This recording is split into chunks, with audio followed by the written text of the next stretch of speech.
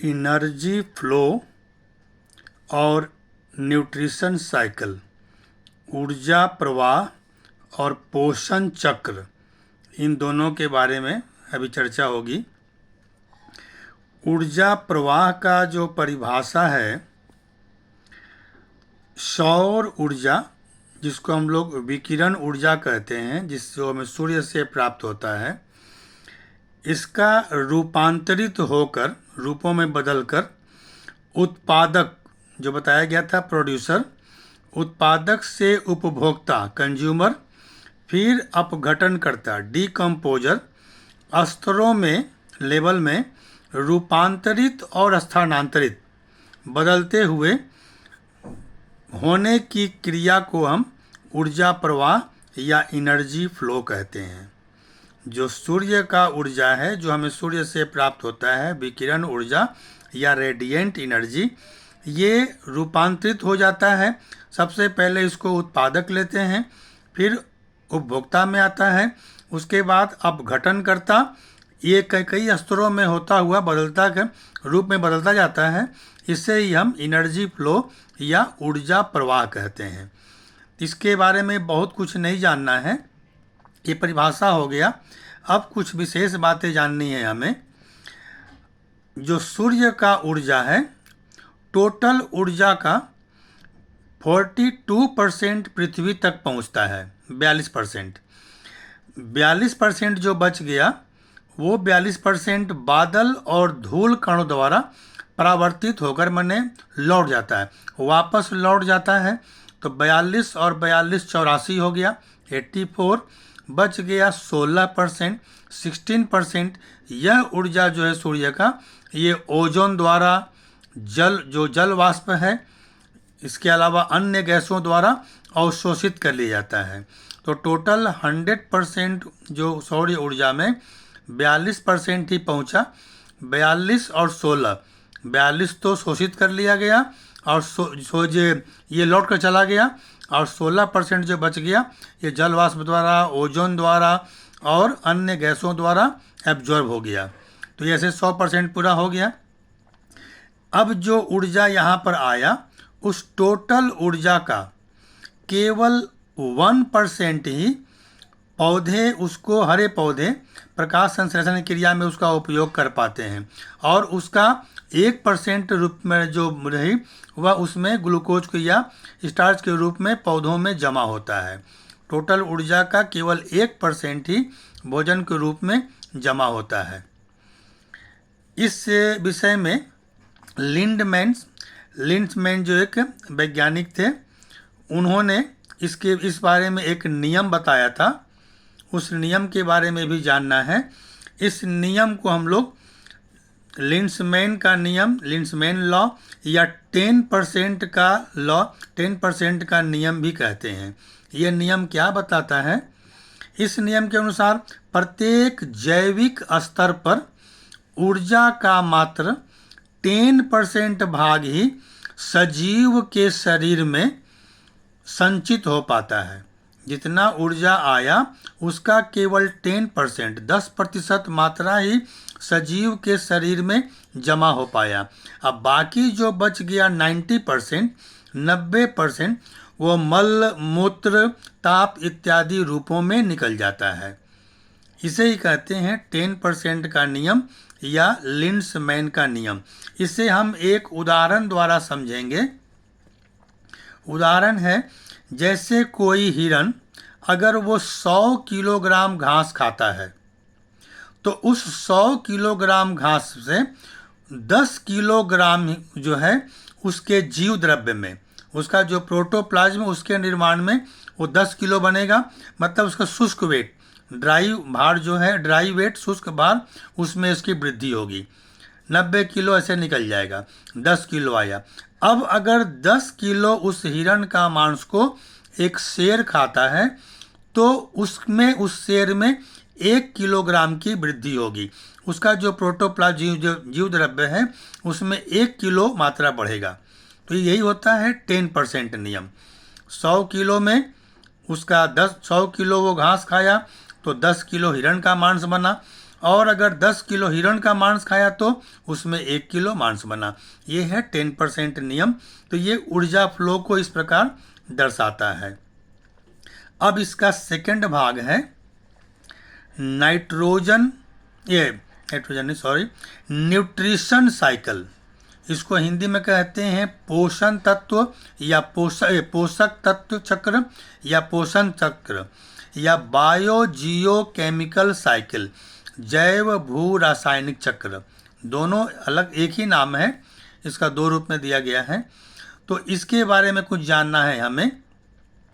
सजीवों के शरीर के गठन के लिए, जो शरीर का हमारा जो शरीर है वो पौधा हो या प्राणी हो, इसके गठन के लिए, इसके निर्माण के लिए बहुत से रासायनिक तत्व हैं। उनमें जो 6 प्रमुख देखा जाता है, carbon, nitrogen, oxygen, sulphur, potassium, phosphorus, calcium, sodium, बहुत सारे हैं। इनका वातावरण से जीवमंडल में आना और जीवमंडल से पुनः वायुमंडल में लौट जाने की चक्र को ही हम जैव भू रासायनिक चक्र या न्यूट्रिशन साइकिल कहते हैं। फिर से एक बार, सजीव के शरीर के गठन के लिए जो आवश्यक तत्व हैं, इन तत्वों का वायुमंडल से जीवमंडल में आना और जीवमंडल से वापस वायुमंडल में लौट जाने की जो चक्र है या क्रिया है, इसे ही कहते हैं हम लोग बायो जियो केमिकल साइकिल या न्यूट्रिशन साइकिल। तो इसमें हमें 3 ठो के बारे में जानना है। ऐसे बहुत संक्षेप में इसको बताया जा रहा है। हालांकि नाइट्रोजन चक्र को 10 क्लास में बहुत विस्तार से पढ़ना है, यहाँ इसको मैं शॉर्ट में बता रहा हूँ। कार्बन साइकिल, ऑक्सीजन साइकिल और नाइट्रोजन साइकिल। कार्बन साइकिल प्रकाश संश्लेषण की क्रिया के द्वारा CO2 का जो कार्बन है ये पौधे ग्रहण करते हैं और ग्रहण करके ग्लूकोज बनाते हैं, जो स्टार्च के रूप में पौधों में जमा हो जाता है। तो यह इस नीचे आने का प्रधान तरीका है, प्रकाश संश्लेषण की क्रिया। इससे वायुमंडल का जो कार्बन है ये नीचे आता है। अब वापस इसको लौटना है, तो जो श्वसन, अब इसको जो है पौधों को जंतु खाते हैं, वो ग्लूकोज में बना उसको बदलते हैं। अब ग्लूकोज की जो क्रिया जो आते हैं हमारे शरीर में, तो श्वसन क्रिया के द्वारा हम अब उसको तोड़कर वापस फिर कार्बन डाइऑक्साइड के रूप में वायुमंडल में छोड़ देते हैं। हम किसी वस्तु को जब जलाते हैं, उसका दहन करते हैं, इससे भी कार्बन डाइऑक्साइड के रूप में कार्बन वायुमंडल में चला जाता है। ये बहुत शॉर्ट में है कि प्रकाश संश्लेषण के द्वारा कार्बन नीचे आएगा और श्वसन क्रिया के द्वारा और दहन क्रिया के द्वारा वापस चल जाएगा। तो ये एक चक्र पूरा होगा। दूसरा है ऑक्सीजन चक्र। जितने भी प्राणी हैं और पौधे हैं ये श्वसन क्रिया करते हैं। तो श्वसन क्रिया में यह वायुमंडल का ऑक्सीजन को ग्रहण करते हैं, इससे वो जीवों में चला आता है।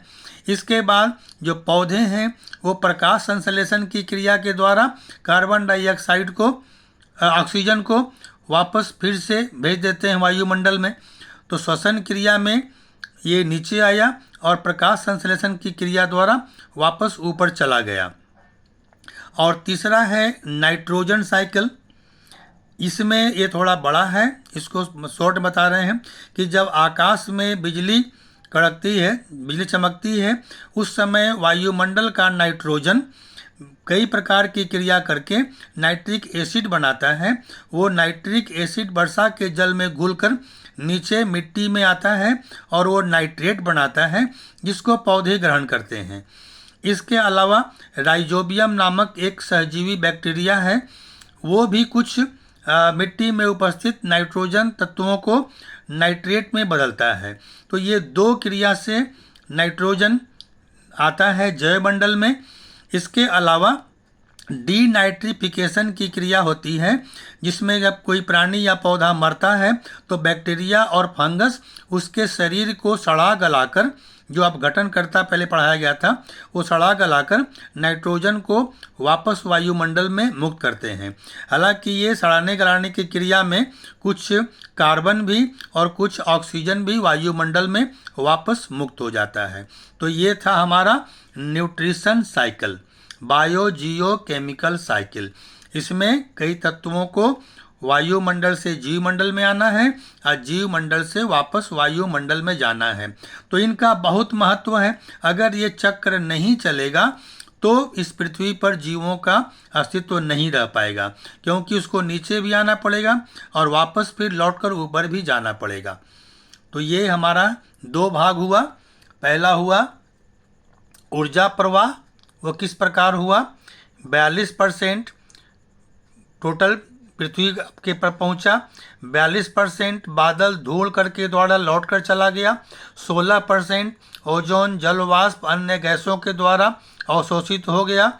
हरे पौधे जो कुल ऊर्जा उसमें प्रकाश का केवल 1% का ही उपयोग करके भोजन के रूप में उसको जमा करते हैं। लिंड्समैन का नियम 10% का नियम बता दिया गया। इसमें 10% ही उपयोग में आएगा, बाकी 90% मल मूत्र ताप इत्यादि के रूप में बाहर निकल जाएगा। एक और यहाँ एग्जाम्पल पेश किया गया, 100 किलोग्राम अगर घास हिरण खाता है तो 10 किलो उसके जीव द्रव्य का निर्माण होगा। 10 किलो हिरण का मांस शेर या बाघ खाता है तो 1 किलो ही उसका जीव द्रव्य का निर्माण होगा शेर या बाघ में। और लास्ट था न्यूट्रिशन साइकिल, पोषक चक्र, पोषण चक्र या बायोजियोकेमिकल साइकिल।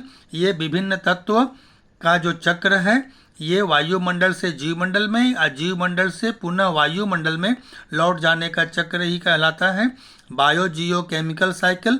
इसमें 3 चक्र हैं, कार्बन साइकिल, ऑक्सीजन साइकिल और नाइट्रोजन साइकिल। अगर ये चक्र पूरा नहीं हो तो इस पृथ्वी पर कोई भी जीव नहीं रहेंगे।